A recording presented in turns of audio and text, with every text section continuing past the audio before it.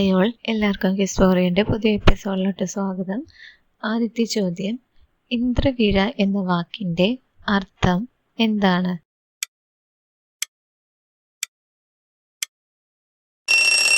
ഉത്തരം ഇന്ദ്രൻ്റെ വിജയം.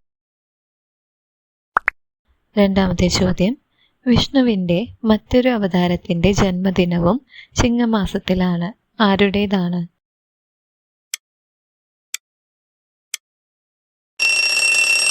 ഉത്തരം ശ്രീകൃഷ്ണൻ. മൂന്നാമത്തെ ചോദ്യം, ചിങ്ങമാസത്തിൽ പാരായണം ചെയ്യുന്ന ഗ്രന്ഥമേത്?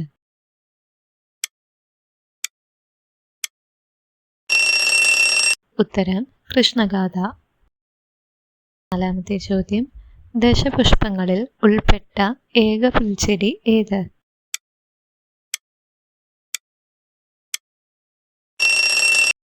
ഉത്തരം കറുക. അഞ്ചാമത്തെ ചോദ്യം, എന്നാണ് കർഷക ദിനമായി ആചരിക്കുന്നത്?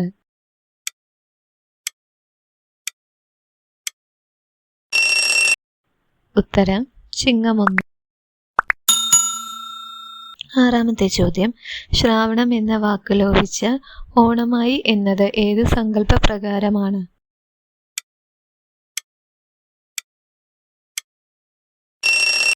ഉത്തരം ബുദ്ധസങ്കല്പം. ഏഴാമത്തെ ചോദ്യം, അവിട്ടം നാളിൽ നടക്കുന്ന വിനോദം ഏത്?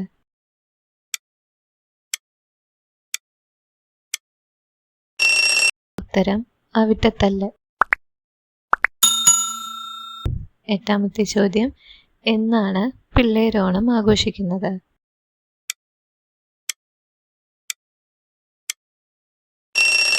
ഉത്തരം കർക്കിടക മാസത്തിലെ തിരുവോണ നാളിൽ. ഒൻപതാമത്തെ ചോദ്യം, മരുമക്കത്തായം നിലനിന്നിരുന്ന തറവാടുകളിൽ രണ്ടാം ഓണം അറിയപ്പെടുന്നത് എങ്ങനെ?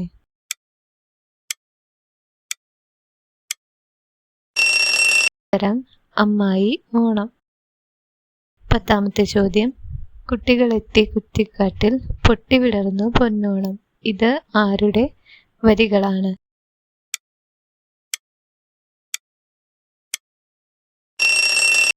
ഉത്തരം ഒളപ്പമണ്ണ. 11ാമത്തെ ചോദ്യം, ഓണവിജ്ഞാനകോശം എന്ന ഗ്രന്ഥം രചിച്ചതാര്?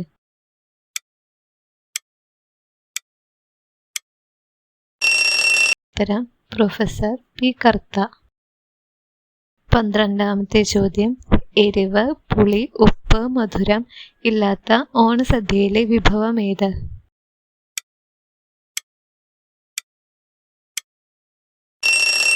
ഉത്തരം ഓലൻ. 13ാമത്തെ ചോദ്യം, ഓണത്തിന് ശേഷമുള്ള ചിങ്ങമാസത്തിലെ ബാക്കി ദിവസങ്ങൾ ഏത് പേരിലാണ് അറിയപ്പെടുന്നത്?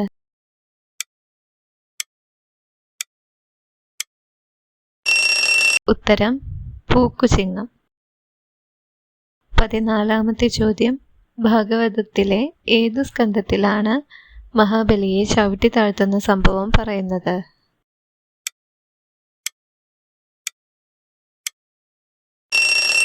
ഉത്തരം അഷ്ടസ്കന്ധം, 8ാം സ്കന്ധം. 15ാമത്തെ ചോദ്യം, പൂക്കൾ ശേഖരിക്കുവാൻ കുട്ടികൾ ഉപയോഗിച്ചിരുന്ന പൂക്കുട്ടയുടെ മറ്റൊരു പേര്?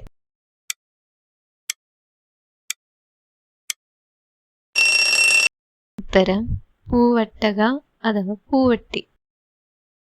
16ാമത്തെ ചോദ്യം, ഓണക്കോടിയായി കുട്ടികൾക്ക് നൽകിയിരുന്നത് ഏത് നിറത്തിലുള്ള വസ്ത്രം?